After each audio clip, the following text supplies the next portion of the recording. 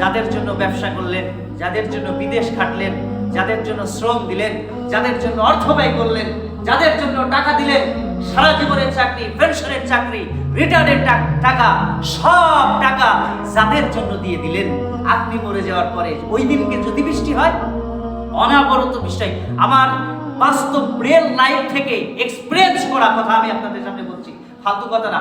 যেই দিন আপনি মারা যাবেন ওই দিন যদি অনবরত বৃষ্টি হয়, আল্লাহি কোরআন আমার হাতে, আমি শপথ করে বলছি, ওই দিনকে কবর কাটার জন্য আপনি তেমন লোক পাবেন না।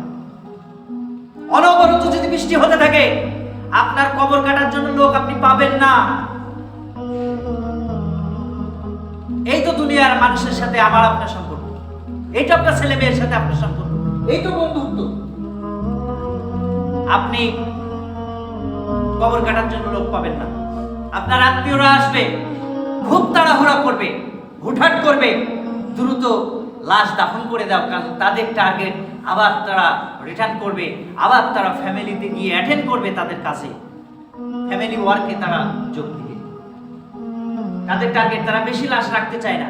দুইটাই জানাজা টাইম দেওয়া হয়েছে, হয়তো বা 5 মিনিট লেট। আয় হুজুর তাড়াতাড়ি আসেন। কেন 5 মিনিট লেট হয়ে গেল, আমরা বাসায় যাব কখন? আরে যাদের জন্য ব্যবসা করলেন, যাদের জন্য গাড়ি কিনলেন, যাদের জন্য বাড়ি করে দিলেন, জমি কিনে দিলেন, শ্রম দিলেন, সব ত্যাগ করে বিদেশ খেটে আসলেন, আপনি মারা যাওয়ার পরে তারা আপনার পাশে নাই।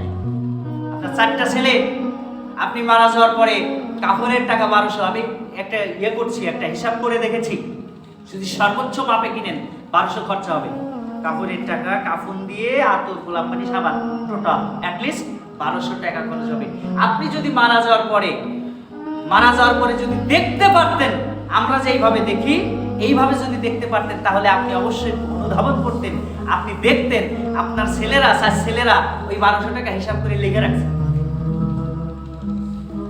কারণ ভাই তো 4টা, কার ভাগে কত হয় লিখে রাখছে। এটা কি বানানো গল্প? মিথ্যা কথা? এটাই বাস্তব জীবন। তাহলে যেই সংসারের পিছনে সময় দিয়ে সেই সংসারের লোকেরা আপনার রাস্তা 5 মিনিট লেট করতে চায় না। এবং আপনি মরে যাওয়ার পরে আরেকটা কাজ হবে, আপনার বাড়ির পিছনে আপনার নাম দিয়ে লেখা থাকতো অমুক ভিলা, অমুক বাড়ি। আল্লাহ রাব্বুল বলে দিয়েছেন, যখন সে কবর জগতে পৌঁছে যাবে, তখন তার বাড়িতে যদি আপনি আমার মতো লুক করতে পারতেন, দেখতে পারতেন, তাহলে অবশ্যই আপনি দেখতে পারতেন আপনার নাম সেখানে নেই, আপনার ছেলের নাম সেখানে। আপনি মরে যাওয়ার পরে কিছুদিনের মধ্যে আপনার নাম সেখান থেকে উঠে যাবে, আপনার বাড়ির গেটে আপনার ছেলের নাম সেখানে বসবে। শুধু তাই না, আমি আরেকটা কথা বলি, সংযুক্ত কথা। যদি আপনি মরে যাওয়ার পরে আপনার পক্ষে, আপনার পিছনে, আপনার জন্য কোন সোর্স খাটালে, কোন পথ খাটালে, কোন দিকে গেলে বেশি ব্যয় করা লাগবে না, সেই সোর্সগুলি তারা সার্চ করবে। কারণ তারা জানে সে তো মরেই গিয়েছে, তার পিছনে এখন ব্যয় করে লাভ নেই। তাহলে কোন জীবনে আছেন? এইদিকে আল্লাহ রাব্বুল লক্ষ্য করে বলেছেন যে দুনিয়ার মানুষ তোমাকে ত্যাগ করে দিতে পারে, ছেলে তোমাকে ত্যাগ করে দিতে পারে, মেয়ে তোমাকে ত্যাগ করে দিতে পারে, স্ত্রী তোমাকে ভুলে যেতে পারে, বাবা মা তোমাকে ত্যাগ করে দিতে পারে, কিন্তু আল্লাহ রাব্বুল যিনি আসমান বানালেন, যিনি জমিন বানালেন, যিনি মায়ের গর্ভে তোমাকে তিল তিল করে দুনিয়াতে নিয়ে আসলেন, হাড় গুটি একসাথে করলেন, তোমার সুঠাম দেহ দিলেন, অর্থ দিলেন, সম্পদ দিলেন, অথচ তুমি দুর্বল হওয়ার কারণে সব তোমাকে ছেড়ে গেছে। আল্লাহ রাব্বুল তোমাকে ছাড়বে না।